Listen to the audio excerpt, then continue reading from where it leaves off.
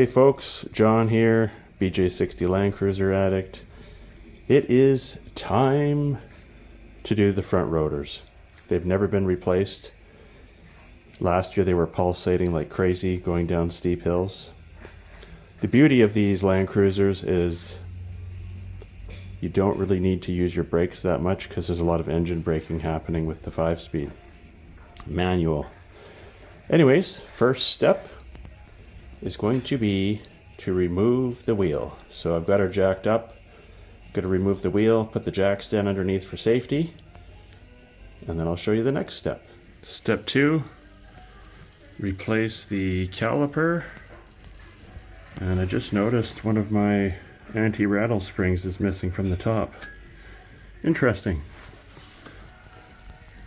So in order to remove the caliper, you are first going to have to remove the brake line, and before you do that you can get some brake hose pinching pliers so you don't have a leak.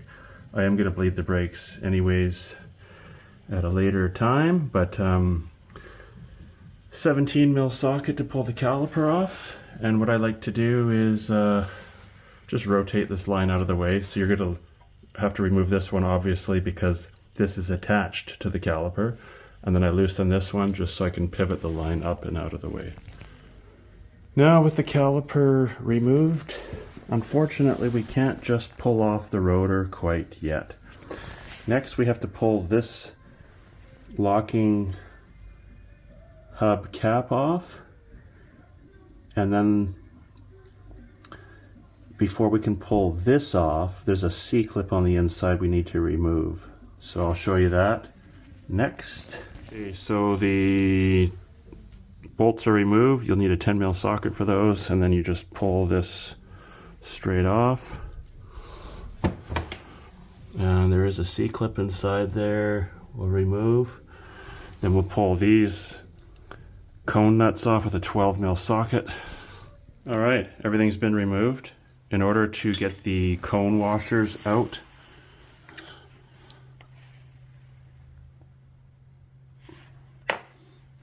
that you have to remove before you can take this off. Do not hit this with a hammer. Take a brass punch, drift, whatever you want to call it, hit the ends of the studs until they pop free.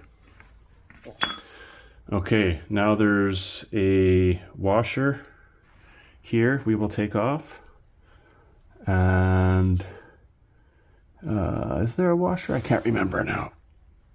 Oh no, it's the lock nut. There's a lock nut, then there's a star washer, then there's another lock nut, and then there's a big washer that goes against the outermost wheel bearing. So part of replacing the rotor, this is a good time to also repack your wheel bearings, which should be a regular maintenance item. All right, just like that, the rotor is now off. I just gave this a quick wipe. Now we have the rotor with the bearings still installed and the washer here. I'm going to pull the bearings out, clean this hub out,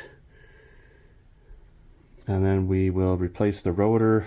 To replace the rotor, I'm not going to flip it over now because otherwise this bearing's going to fall out, but there's basically, you can see it here actually, there's a screw or a bolt holding on the rotor on each side, and then there's a bunch more underneath. I guess I could kind of tilt it up a little bit here for you to see. You see we just have to undo those bolts there, those two bolts, and then we basically have to knock the wheel studs out. I've never actually done any work on this. Looks like somebody put an aftermarket wheel seal on there. I'll be putting a Toyota one back in. Anyways, I'm going to pull this apart and start cleaning everything up. And I think I'm probably going to sandblast this while I have it out and give it a coat of paint. Okay, I've knocked out the races so that they don't get contaminated when I do the blasting. And then I just took my brass drift and hammered out the studs, and I'd remove the two bolts that were here. So this should just, I'll probably have to knock this free. I'll need 2 hands for that, but then the rotor should just pop off. There we go. Few taps with the hammer. This came off. Now I'll get this all cleaned up properly. Blast it, paint it, and then while the paint's drying, it is a fairly fast dry paint, then I will get all the bearings cleaned up. So while this job isn't as bad as doing a full knuckle job, it is also a horribly messy, greasy job. I mean, you can see the mess here. What I like to do with the bearings is put them in a peanut butter container with some Varsol, and I let them soak, and then I can kind of swish it around and clean them up. And then I'll pull them out and brake clean them, blow dry them, and then we'll pack them with new grease. So this is pretty clean now. I'm going to throw this in the blasting cabinet and get this cleaned up. Took about 10-15 minutes. It's all blasted, ready for paint. I'm going to put some primer on it first. And I'm using a Duplicolor engine paint for this and primer. All right, so we got the bearings super clean here. Varsol, brake clean, blow them off, brake clean, blow them off, brake clean, blow them off. The next thing I'm going to do is pack the bearings. Now, I would highly recommend getting a bearing packer. I didn't use a bearing packer for years, and then I finally got one, and wish I had got one a long time ago. So I'm going to get these packed, and then I'm going to bring the hub in from the outside. It's drying. Well, the paint's drying. It's dry. And then we'll get the races installed, pack the bearings, pack the hub, put everything back together, and we'll need a new oil seal, and then there's a new rotor over there. That's going to go on as well. There's the nicely painted hub. Sandblasted, primed, and painted. Let's get the bearing racers in. And here's the bearing packer. It's a Lyle brand. So there we have the freshly painted hub mounted to the brand new rotor. The races have been reinstalled, and here's the large bearing packed with grease. Before we install it, we're going to pack the hub with grease. Then we'll put the oil seal on the back, and then we'll put the front, then we'll pack the front bearing.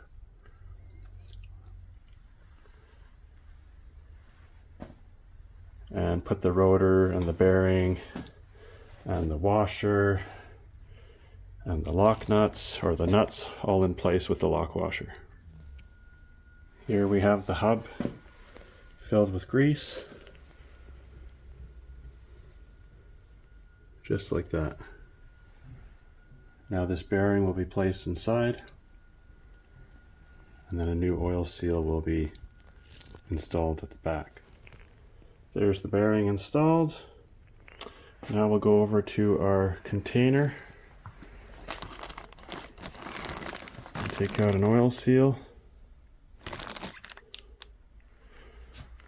The gold side goes up like that. Oil seal is installed. It's fully seated. Now, actually the nice thing about, I'm sounding like this kind of step-by-step instructional video here. The small bearings in the packer, the nice thing about this packer is it's got the dust cap. So once it's packed, put the cap on until I'm ready to install it.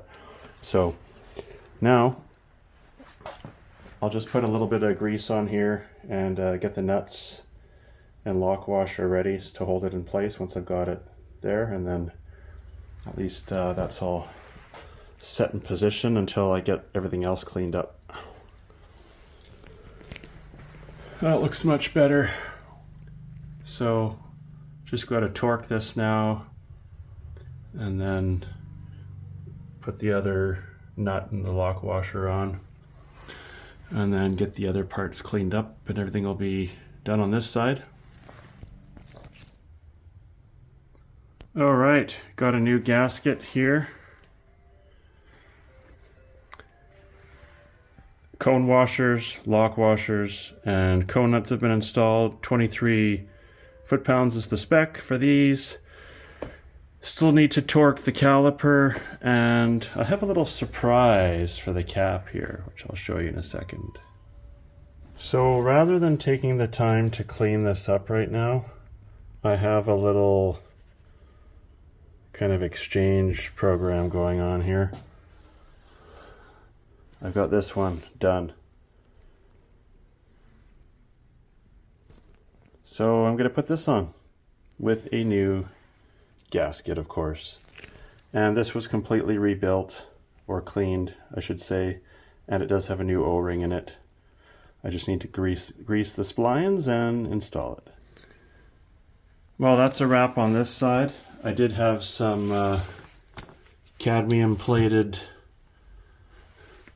gold cad plated bolts. Eventually I'll replace these. And yeah, I should have painted this, but I need to get cracking here. I've got an anti-rattle clip on the bottom. New pads installed. Time to throw the wheel on. So I got the caliper torqued, and I just want to make a correction. The anti-rattle clip, there's only supposed to be one, and it does go at the bottom. There's only supposed to be one. My bad. I mean, it probably wouldn't hurt to have two on.